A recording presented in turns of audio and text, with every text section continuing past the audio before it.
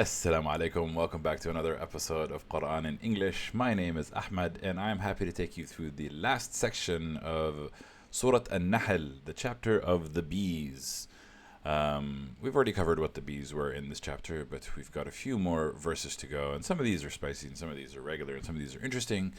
So I'm very happy to jump into them. And wait till the end of the video to hear about what I'm most excited about next, because Al-Isra is coming. Oh my god.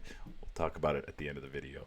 Okay, before we begin, I'm supposed to explain that I'm not an Arabic linguist, nor am I a Quranic scholar. I have not studied the Arabic language beyond school, and I have not studied the Quran. In fact, this is my first read through the Quran for a lot of the Quran. I don't know why my accent went British, but essentially I'm sharing my education journey with you in the hopes that you might learn something, but primarily so that I can learn something. So if you have a different perspective on something, please feel free to drop a comment. I'd love to learn from you as well.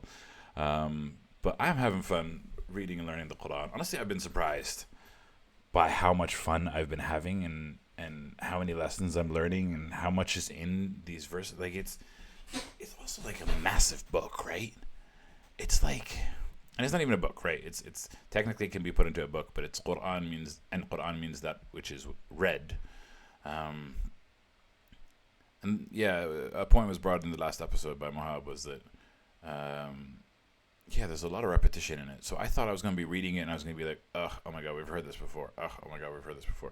But every section I take and every section I kind of critically analyze, it's given me something new. It's given me something different. Really, the Quran is amazing. It is phenomenal. And I'm very happy to be on this journey with you, my dear viewers, friends, ghosts on the internet. Okay, that's enough sentimentalness. Let's get into the verses. أعوذ بالله من الشيطان الرجيم. بسم الله الرحمن الرحيم. And off we go. يوم تأتي كل نفس تجادل عن نفسها وتوفى كل نفس ما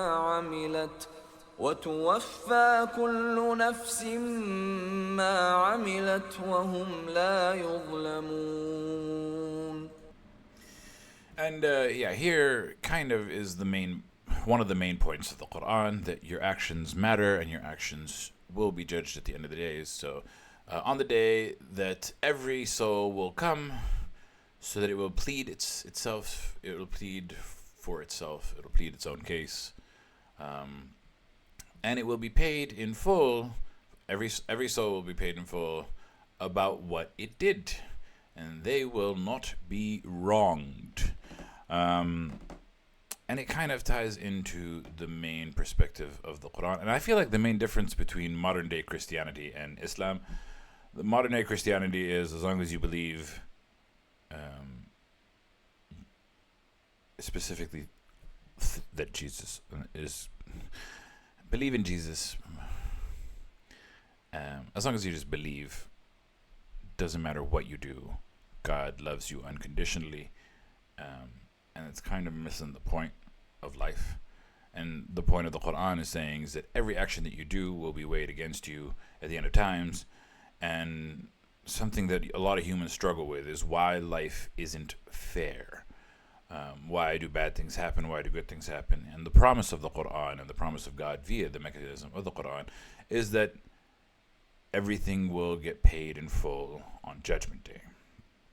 So that those who are transgressing in this life will get their punishment for sure at the end of times. Some of them during the lives that they live, and some a little bit later, and a little bit later in Judgment Day. But this is kind of like one of the main theories, that your actions will contribute to your judgment, and that is what the Quran is saying. And then it strikes an example that I struggle with. وضرب الله مثلا قرية كانت آمنة مطمئنة يأتيها رزقها رغدا من كل مكان فكفرت بأنعم الله فأذاقها الله لباس الجوع والخوف بما كانوا يصنعون. So the key thing that I have to kind of remember about this specific verse is that it is about an example. It is not about how life works. So the first time I read it, I was like, but that's not how life works. And it starts with, and God strikes an example. And there are many examples that are struck within this specific chapter. And it seems to be like a metaphor, an allegory. There's a lot of lessons to be learned from these verses, which is kind of beautiful.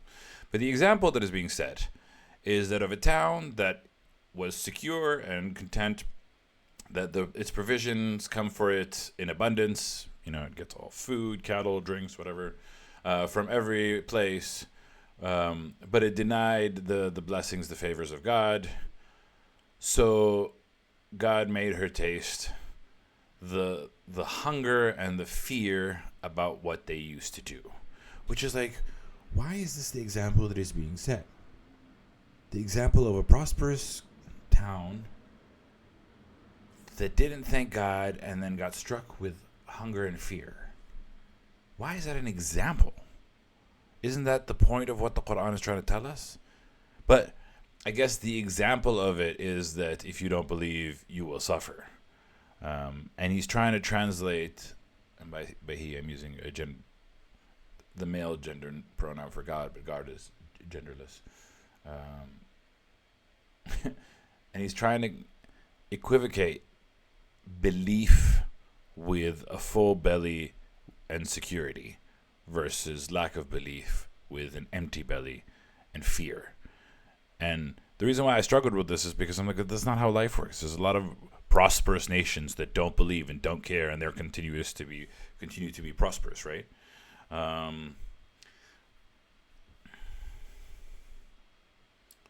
Or worse, nations that claim to be godly but then end up doing ungodly things to a lot of people.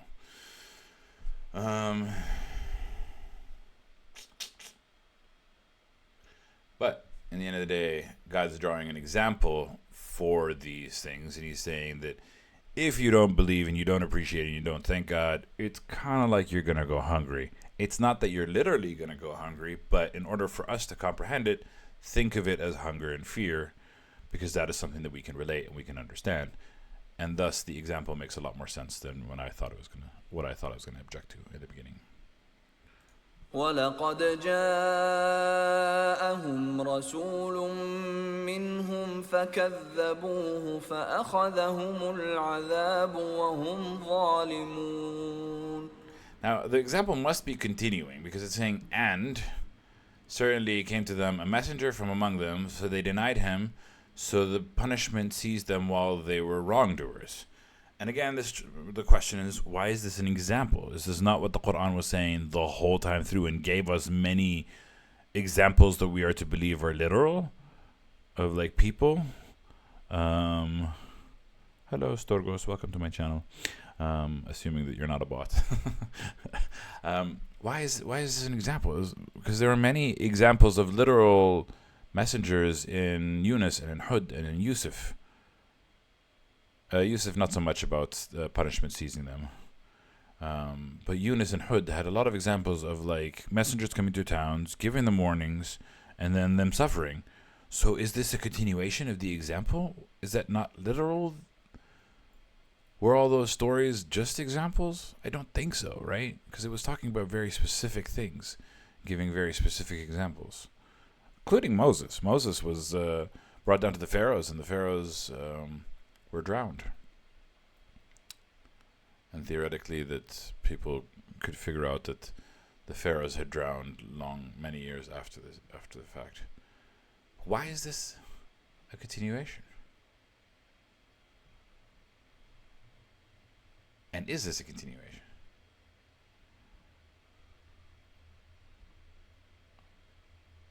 This is talking about Judgment Day, and then it's talking about the example, and then it's talking about, and it came to them.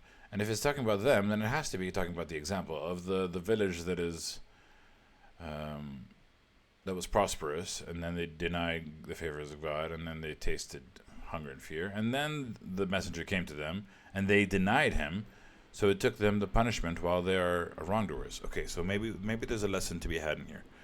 Prosperous, facing adversity because they didn't give the flavors of God. A messenger comes to them with the answer, and then they reject him. I mean, if we use that as an example and we look at the modern day today, right? There are a lot of things that are happening, I want to say because of disbelief. It's a pleasure to meet you. I'm a Christian. Oh, hello, Christian. Storgos. Welcome, Christian. We love Christians in this house. We love Jews, Christians, and Muslims. They're all the Abrahamic faith. We're going to talk about the Abrahamic faith quite well. So back to the example. The example that we were seeing is that modern day today, there's a lot of things that are done wrong. And specifically when it comes to the aspect of war, of starvation, of distribution of wealth, there's a lot of greed, there's a lot of lust, there's a lot of aggression, wrath, that I think we can kind of benefit from having faith in God and having a more grateful attitude and a more appreciation. And I feel like if a messenger was to come these days, then they're probably going to deny him and they're going to suffer a torment. I'm trying to understand how I explain this verse. Maybe Occam's razor, which is like the simplest explanation, is best. That this is just an example of prosperity and starvation tied to God's belief, and that believing in God will metaphorically have you happy, and that you should listen to the messengers of God so that you don't suffer a torment that is painful. Whew, bit of a mind twister. فكلوا مما رزقكم الله حلالا طيبا واشكروا نعمة الله إن كنتم إياه تعبدون. Now what's interesting is that I hope you're going to stay in the channel, Storgos, because you are a Christian, and we are going to talk about what is lawful to eat and what is unlawful to eat, and the differences between Christians, Jews, and Muslims. But here it says in the Quran, so eat from what God has provided for you that is lawful and good, and be grateful for the blessings of God. If you were only worshiping God, be grateful for God, because only God is the one that provides. That's also kind of the main theory that this whole verse has been talking about, that it's only God that provides. Everything else is an illusion, so to speak. So, what is lawful to eat and what is not lawful to eat? إنما حرم عليكم الميتة والدم ولحم الخنزير وما أهل لغير الله به فمن اضطر غير باغ ولا عاد فإن الله غفور رحيم. Okay, so what is forbidden? It is only forbidden upon you. Now here it says the dead animal. And I don't think this means fish, because fish come out of the water and then they don't breathe and then they die, but that's kind of how we eat fish. I don't think this applies to fish, and this isn't considered as a part of the subdomain of what you're not allowed to eat, because fish is very much lawful for you to eat as a Muslim. But here it applies to an animal that was dead, that you found it in like the wilderness, for example. So in other words, you didn't kill the animal, and there's a specific reason for it, primarily because the death has to be humane, I think. And then comes an interesting point. It says, and the blood. You're not allowed to drink blood of animals. You're not allowed to consume blood of animals, and vice versa. Humans are also considered animals. You're not allowed to consume our own blood. So this is also why when steaks are a little bit rare and they're a bit juicy, people kind of go like, "Oh, I don't wanna have it because it's blood." I don't think it's blood. I think that's just water and pigmentation of the skin of the animal. But let's not get into technicalities. And here comes the big one. And the flesh of swine, pigs. Pigs have been forbidden outright. That's the one thing that, like there are some Muslims out there that will drink, will do whatever they want, and will have sex outside of marriage. Well, let's not get into sex outside of marriage just yet, because I think it's a bit more of a technical topic. They'll do all these terrible things, but then they won't eat pig. They'll draw the line at pig, which is a good line to draw at, specifically when it comes to food. And it was a line that I struggled to redraw, because I left Islam when I was about 20, and so I was eating pig for quite some time. And even as I came back to Islam, it took a while before I could like officially not eat it, because it's also like randomly in a lot of different foods here, and there's like small specks of it in like salads and paellas and stuff like that. It was like, and stuff that it was very easy for me to eat, and it was just very frustrating that they put like pork and everything. So it was something that I struggled with. But these are the things that are forbidden: the dead, the blood, the meat of swine, of pig, and what has been dedicated to other than God, essentially what has been killed in the name of another deity, another something, like killed for the purpose of a ritual, or whatever, not killed for God. We are forbidden from eating it, and that's why specifically halal food is important. Now there's the question of what if it wasn't killed for anything in general. But there's another verse in the Quran that says you have to specifically eat what has been killed for God. But then, if it's not killed for anything in general, and it's just killed to sustain humans, is that not for God? That's a bit more of a technical topic. Either way, I still prefer eating halal meat, because A, it's cheaper meat from butchers anyway. B, it's cleaner meat. C, less processed. D, less a part of the big corporations. So there's many reasons to eat halal meat. And I think kosher and halal are kind of the same, because they're both killed for God. But anyway. And then here it says, but whoever is forced, that is not being disobedient, like whoever has no other option but to eat these things, and is not trying to be, just an asshole, like, no, I don't want to listen, nor a transgressor, oh, screw it, I'm going to make this mistake on purpose. And if you have to, and you're not doing it to be an asshole, then indeed God is oft forgiving and most merciful.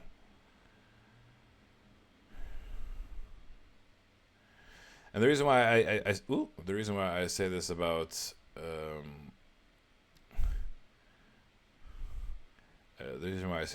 Christians, Jews, and Muslims is because Muslims and Jews observe the not eating swine and flesh,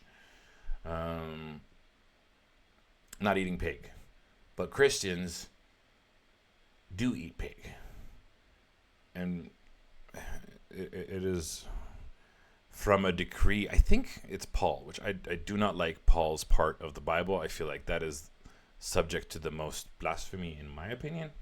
And it is not based off of what Jesus said, but someone translated that a claim that what Jesus says, nothing can enter your body to make it impure if you were pure to begin with, which possibly is what Jesus said. I'm not denying that is what Jesus could have said.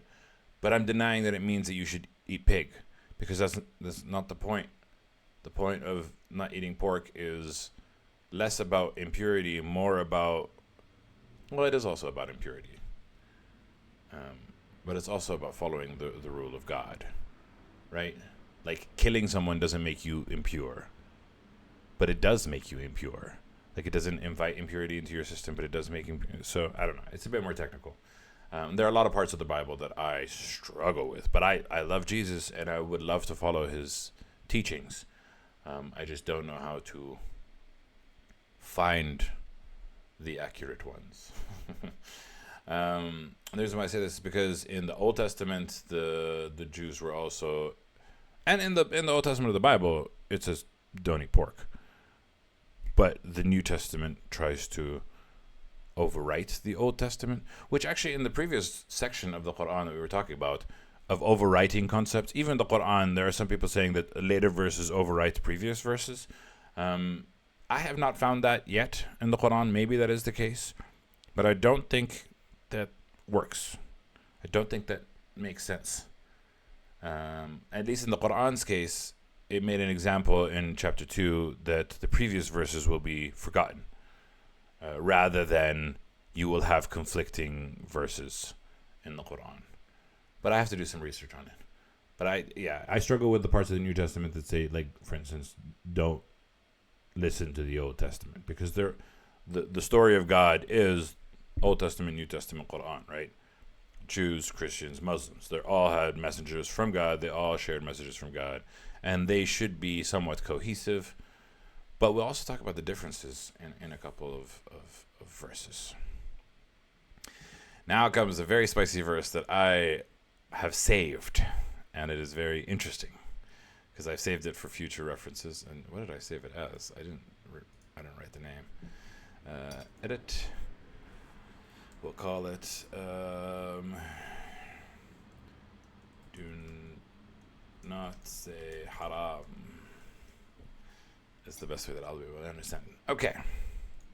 ولا تقولوا لما تصف ألسنتكم الكذب هذا حلال وهذا حرام لتفتروا على الله الكذب إن الذين يفترون على الله الكذب لا يفلحون.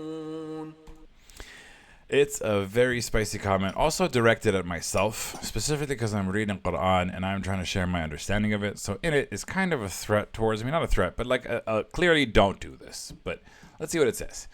Do not say, for that which you assert with your tongues, the lie that this is lawful, halal is lawful, allowed. So there are foods, anything that's not pork, any meat that's not pork that doesn't have claws, it doesn't have blood, yada yada yada, is halal, is legal for you to do. That this is halal and this is haram. Haram is forbidden. So in the previous verse, we'd seen the perfect example. Swine meat is forbidden. Very clear, very direct, very obvious, and very to the point. So we know that that is haram. And don't say this is halal and this is haram, so that you invent upon lies, upon God lies. So you're saying God said this is halal, God said this is haram, because halal and haram are what God has said are legal and not legal. And indeed, those who invent about God lies will not succeed. So this is why it's kind of dangerous to me, right? Because I'm trying to understand what the Quran's perspective is on a lot of topics. On the topics of adultery, on the topics of having sex before marriage, on the topics of homosexuality. And I'm trying not to say it's absolutely halal. And I don't speak for God, and I don't say that this is halal. I go based off of my understanding. I don't see something that makes it haram. I don't see something that makes it. And that's how I try to be very specific in my arguments to avoid it. But the Muslim community is rife and littered with people saying this is halal and this is haram and this is halal and this is haram, and it's frustrating to deal with. And this specific verse is talking to exactly those people. Don't do it. And I once brought this example up. I had a few people viewing my YouTube channel, and I said this, and they immediately left the channel. But the question is, like, for instance, like during Ramadan, some people have said it is haram to listen to music during Ramadan. And that infuriates me, because it's like, what are you talking about? Wait, maybe it's in another verse of the Quran, but I cannot imagine. I cannot for the life of me imagine. Because I've read the verses about the Ramadan, and this says nothing about music. But also, like, homosexuality is haram. I've read the verses on homosexuality quite a lot. And I understand the biggest claim, the biggest issue is يشتهون الرجال من دون النساء يأتون الرجال من الشهوة من دون النساء. They approach men with lust instead of women, which I have a lot of questions on. And there's a lot of ideas. Should we approach women with lust only? Should we approach men and women with lust? What does it mean to approach with lust? Does love act as differently? But of course, people have taken this phrase and said homosexuality is haram, which is like, whoa. That's a giant leap to make from that phrase. Because first of all, it's talking about the people of Sodom and Gomorrah and what they did wrong. And then the example that it sets forth in the story of Sodom and Gomorrah is about, as far as I can tell, them refusing no as a response to Lut saying, you can't have the messengers that are with me. Like he offers them his daughters instead, which again, I understand why people think that, oh, he's offering the daughters. Long story short, I'm not getting into that specific verses. Check out my previous episodes if you want to. It is a far reach for you to say that homosexuality is haram.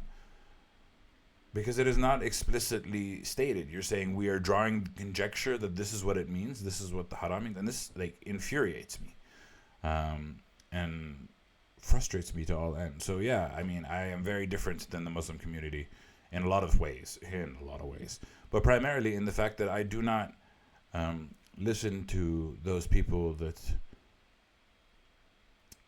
it's called fatwa, to come up with a law or statement that you think comes from God, and they speak about it. And yeah, it's very frustrating. It's very disheartening. And it's also where a lot of our issues come from, I feel. But anyway, like I said, it's not just directed at them. It's also directed at me. Like, maybe I'm saying that it is lawful. I mean, I'm saying to the best of my ability, it is not haram. And to the best of my understanding, it is not haram. That is not the same as me saying it is halal. I also recently saw like a video of like Lebanese preachers saying that you can set up a marriage for 10 minutes in order, like, you define the marriage for 1 hour so that they can have lawful sex, which I'm like, you guys, you're jumping through hoops. Like, and there are also specific conditions in the Quran which tell you that after you get divorced, with proper reason, and you still have to wait a certain waiting period at the end of it all. I don't know. It's just, yeah. Playing God is wrong. Saying this is lawful and this is forbidden, while it's a lie. And it's not because like you intend to, but you just invent lies about God, and then you alienate people, and and this is also done not just in the Muslim community, but also in the Christian community and also in the Jewish community. And it's created a lot of hatred, a lot of dysfunction, a lot of frustration in our communities. People who claim to speak for God. Yeah, it's a personal point of frustration for me versus the religious communities. And it's also kind of why the reason I wanted to stay away from religion for the longest time ever. Because I'm like, why would I want to go into a religion that says this is wrong, that God said this and God said that? And then you kind of, now that I'm reading, I'm like, what are you talking about? God didn't say what you're saying. And God has been clear. Man has said it. Sure, man can say whatever he wants, and you can follow man. And that's not to say that we don't have to follow laws that aren't from God, because obviously we still have to govern ourselves. So you can say that your people are anti-homosexual. That's fine. But then put the blame where the blame is due, on you, the person who's creating the law, not on God. And that's what is important for me. All right. Venting moment done. متاع قليل ولهم عذاب أليم. They have an enjoyment that is little, and for them is a punishment that is painful. So those that say this is lawful and this is haram. وعلى الذين هادوا حرمنا ما قصصنا عليك من قبل وما ظلمناهم ولكن كانوا أنفسهم يظلمون. And upon those who are Jews, we have forbidden what we have related to you from before. So if we click on one, it will tell us which verses, I think, right? Footnotes. What was mentioned in 6:146. And I believe we covered it, but I kind of want to pull it up for my own perspective. Yeah. And upon the Jews, we have forbidden every animal. Every animal that has claws, and from the cows and sheep we forbade for them their fat, except what is carried on their backs, or their entrails, or what is joined with bone. Okay, yeah. So this now I remember what this was talking about. That is their recompense for their rebellion, and indeed we are truthful. Within Jewish community, it seems that I learned somewhat recently, that they can't have like dairy products with their food. Like they can't have yogurt with their meats, which is very interesting. And I thought this was a very strange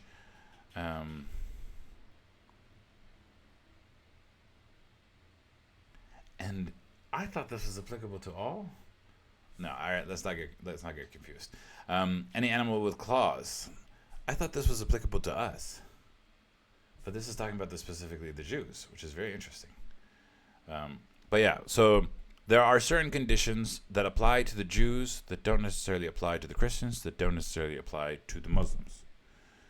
Which then brings back to the conversation of, well, why can't Christians eat pork?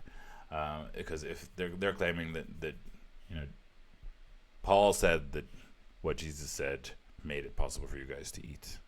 I'm pretty sure it was Paul that allowed it, but I'm not sure because I haven't studied the Gospels. Anyway, there are certain conditions that apply to the Jews that don't necessarily apply to the Muslims, and here it's saying that is their recompense for their rebellion. What do we know about the Jews? What do we know about the people of Israel? That they were given a covenant with God and they failed it, and they were given a covenant with God and they failed it, and then Moses came, saved them from the pharaohs, and then he left them for a month, came back, they were worshiping calf.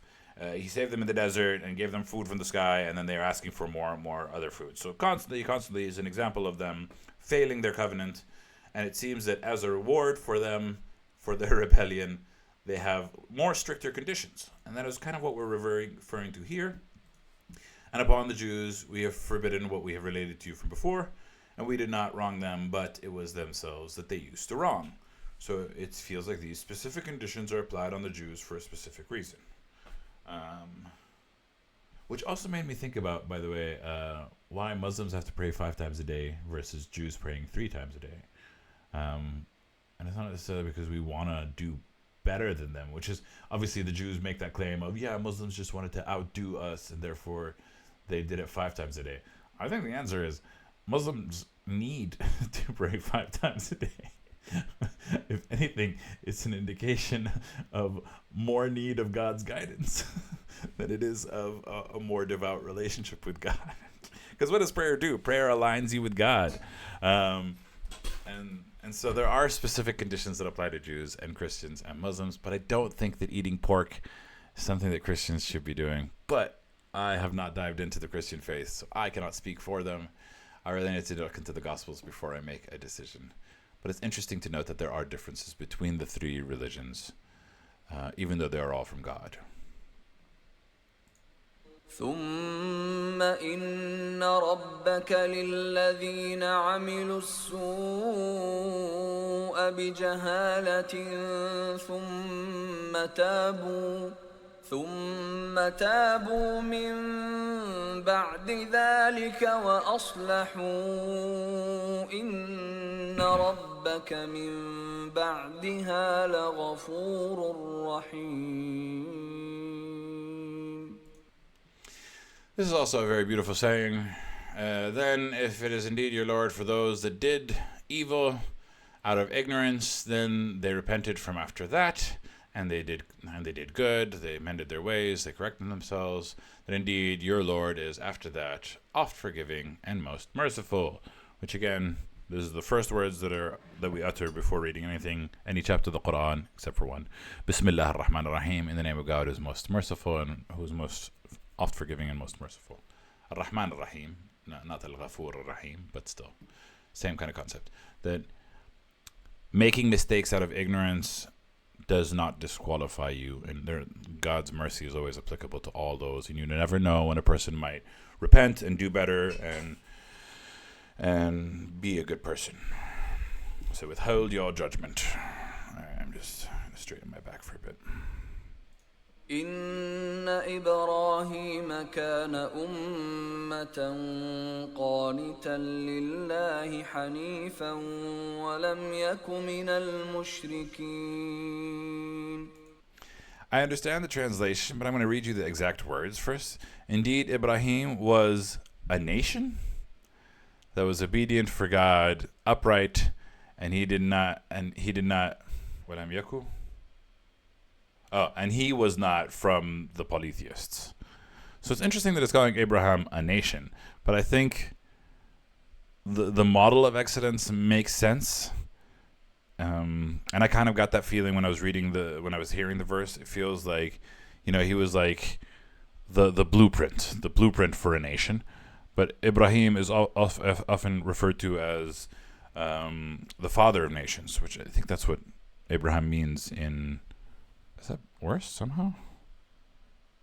I don't know. Abraham literally means in Hebrew the father of nations, which is very interesting.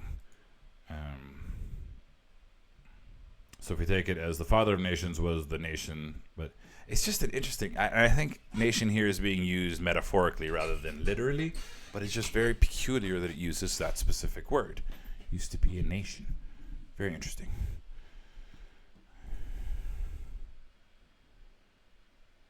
But yeah, Abraham used to be upright and wasn't one of the polytheists. شاكرا لأنعمه اجتباه وهداه إلى صراط مستقيم. He's thankful for his favors. He chose him. So Abraham was thankful for his favors, for God's favors. And then he chose him and he guided him towards the way that is path. God guided him and chose him towards his path. وآتيناه في الدنيا حسنة وإنه في الآخرة لمن الصالحين. Hi Mohab, welcome back to the channel and عليكم السلام ورحمة الله وبركاته يا حبيب القلب. And we gave him in this world the good. We gave Abraham in this world a good life.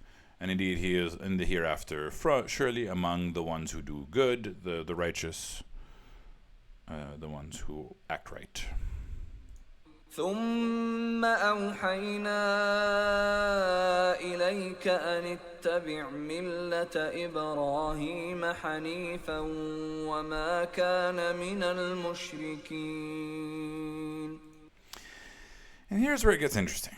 And then we revealed to you that you follow the religion of Abraham upright. And he was not one of the polytheists. So it begs the question. And the question that is brought up is that if there are certain conditions and rules that apply only to Jews, what does it mean to follow the religion of Abraham? Because isn't the religion of Abraham also what was revealed to the Jews? And why are we then not following what has been applied to the Jews?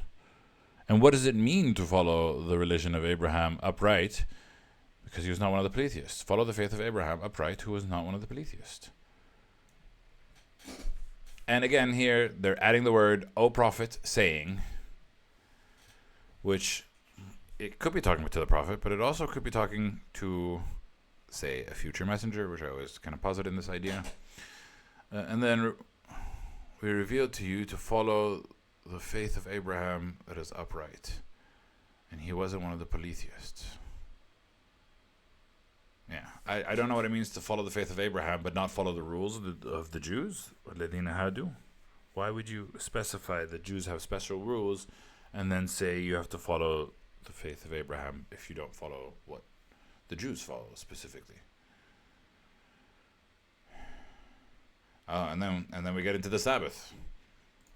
إنما جعل السبت على الذين اختلفوا فيه وإن ربك ليحكم بينهم يوم القيامة فيما كانوا فيه يختلفون. So, indeed, or only we made the Sabbath for those who differed in it. Here it says differed about Abraham. I feel like differed about the religion of Abraham makes more sense rather than disputed about Abraham. Well, let's see. This verse refers to the Jews who claimed that Abraham was Jewish. I don't think that this is correct. I think they're talking about who differed in the faith of Abraham. Because in the previous version, follow the faith of Abraham. He wasn't one of the polytheists. And the Sabbath was applied for those who differed in it. Again, it being the most recent noun that we were talking about, which is the faith of Abraham. Millat Ibrahim. Not Ibrahim. Being Jewish or not. But that's at least my opinion. And then it says, indeed, your Lord will surely judge between them on the day of resurrection about what they used to differ in. So here, is it saying that the Sabbath is applicable specifically to those who differed about Abraham's faith?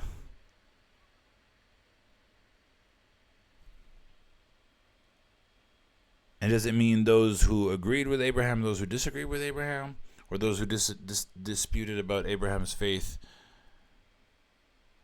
being polytheists or not polytheists, praying to the right God, not praying to the right God? Either way, it's talking about the Jews. So the Jews have to obtain the Sabbath.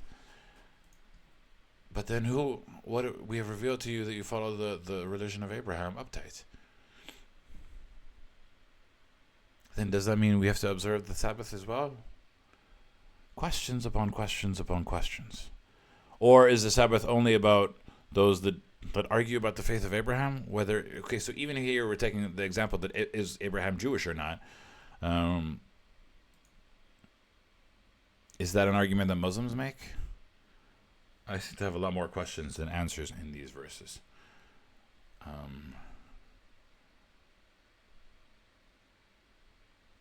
Sabbath was ordained only for those who disputed about it, differed in it.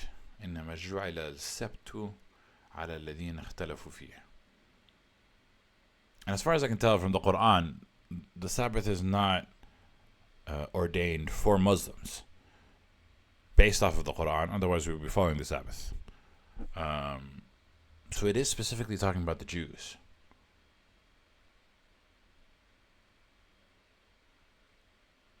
And maybe it's talking about only the Jews, not the Jews that converted to Christianity, and therein lies the difference.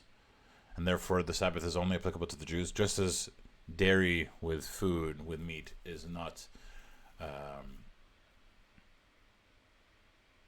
genuine question. If God instructed the Jews that they rest on Saturday, and God is the same God that sent down other religions, why is it that Jews rest on Saturdays, Christians have Sunday and the sacred day on Muslims on Friday? Very good question, and it is tying to the exact point of these set of verses. These set of verses and the questions that I have as well are clear differences between what the Jews were instructed to do, a clear difference between what the Christians were instructed to do, and clear differences between what the Muslims instructed to do. Let alone the fact that I think that there's a lot of confusion within the Christian community. And I feel like there are a lot of things that they were instructed or made lawful to do are outside of what I believe to be normal and within God's rights. But I could be wrong because I don't know the Christian faith that well. But there are clear differences in the three. And the Quran has mentioned this in the previous verses that we've looked at, that there's a reason why there's a difference between all three. And it's even down to the difference of the direction of prayer. The Jews face Jerusalem in prayer, and the Muslims were instructed to specifically turn to Mecca and pray to Mecca, which ironically is the house that Abraham built, which is like kind of weird. There are specific differences that are intended between the three. And here it is saying that we have made the Sabbath only to those who differed in Abraham's faith. Oh, actually, Millatu Ibrahim, the group of Abraham. Can that make sense? No, it's the religion. I wonder if we can get like specific. See dictionary.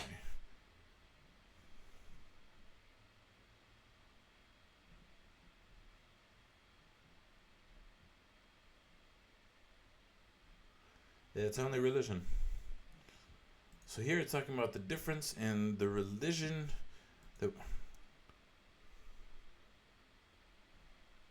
we have made the Sabbath for those who differed in it. And I assume it's the religion of Abraham.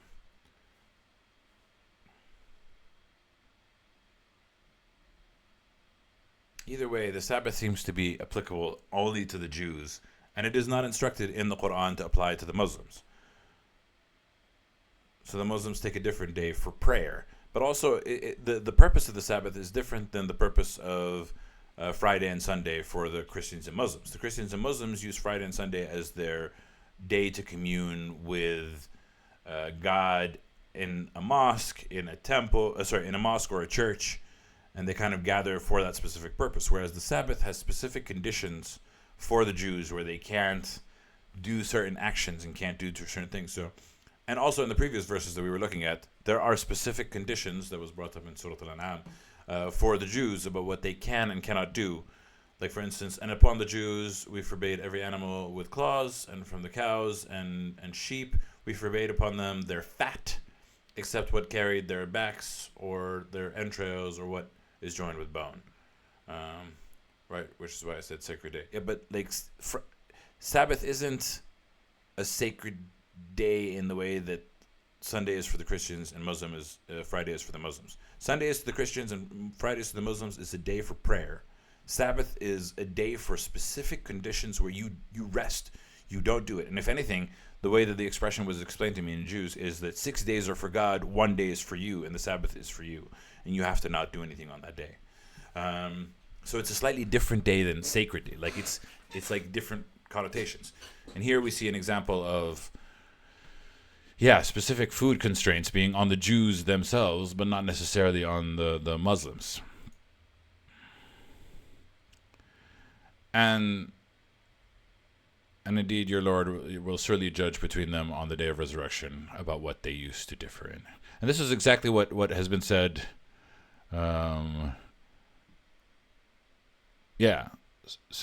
So Jews rest on Saturdays. Muslims and Christians don't rest on Fridays and Saturdays, but instead they go to the mosques and churches as well as do other things, and they can work and it's not a day of rest. It's a different Sabbath is a very specific condition for Jews.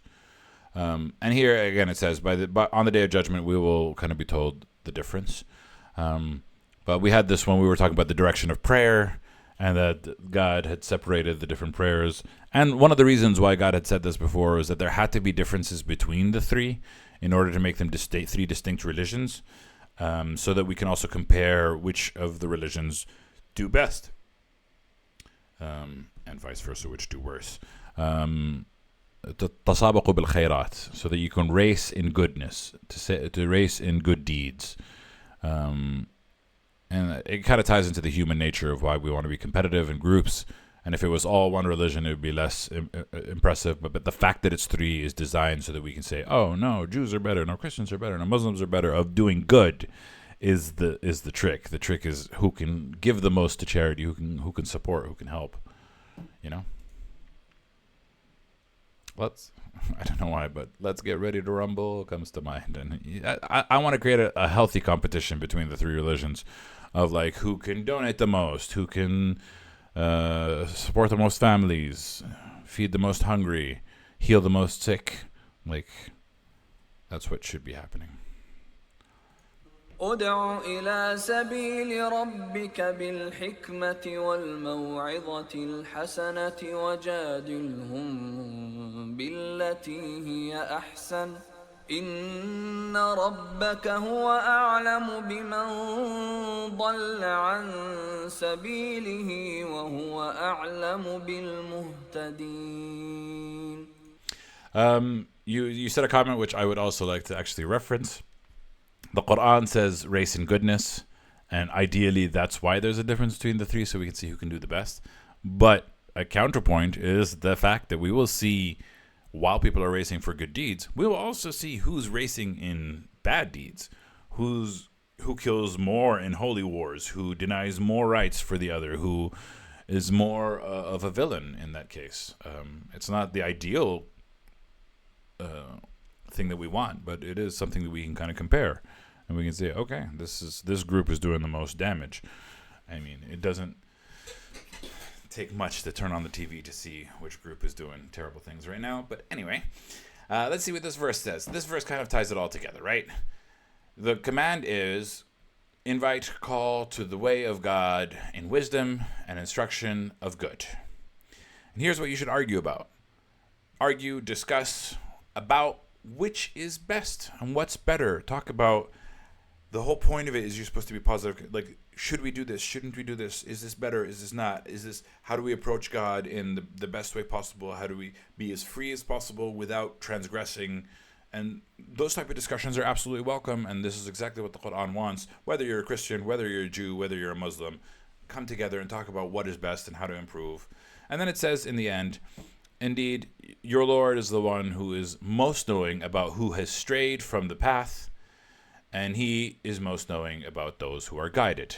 Obviously, there's a lot of things that Christians, Muslims, and Jews disagree upon, and everyone thinks the other person is not guided and they're guided. And the truth is somewhere between all three. All three of them have the right ways of doing them. All three of them have the wrong ways of doing them. And in the end of the day, we as humans don't know who's right and wrong, so you can't really judge the other two that aren't your group with being bad or good or misguided, and you don't know where you're misguided. Only God does. And leave the judgment up to God. وَإِنْ عَاقَبْتُمْ فَعَاقِبُوا بِمِثْلِ مَا عُوقِبْتُمْ بِهِ وَلَئِنْ صَبَرْتُمْ لَهُوَ خَيْرٌ لِلصَّابِرِينَ. All right, this is a spicy comment. I didn't think it was going to be this spicy, but now that I thought about it, it's been interesting.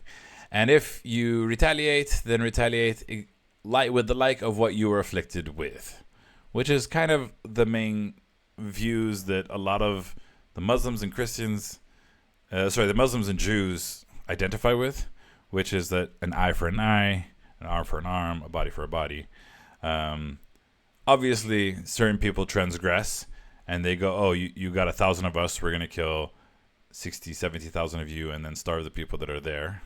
I'm not going to mention any specific places, but you can imagine, as if I don't want to mention Israel. Because clearly the numbers, the math ain't mathin'. Like, it's at least 10 times more at this point. If not in comparison to the previous years, which is even worse. So really, you should be doing an eye for an eye, with the like of what you were given. But I'm not a particular fan of an eye for an eye, because it's still causing a lot of people blind. An eye for an eye makes the whole world blind. But then, on the other hand, an eye for an eye does not make the whole world blind. If you are to retaliate, and you are to retaliate exactly in the number of people that they attacked you with, that would bring about justice in a very different kind of way. But it's also something that I'm not a fan of. I don't like that idea. And I like the second half of this verse, which is, but if you are patient, then surely it is better for those who are patient. And I'm a firm believer of this. I am a firm believer of rising above and beyond. I'm a firm believer of how do we heal? How do we move past this? How do we kind of improve? And I would prefer this. But I imagine a lot of other people would prefer an eye for an eye, a retaliation. Which is not my cup of tea, but I kind of understand it. Maybe in some cases it makes sense. I don't know. Yeah. Bit difficult. Sensitive topics. واصبر وما صبرك إلا بالله ولا تحزن عليهم ولا تك في ضيق مما يمكرون.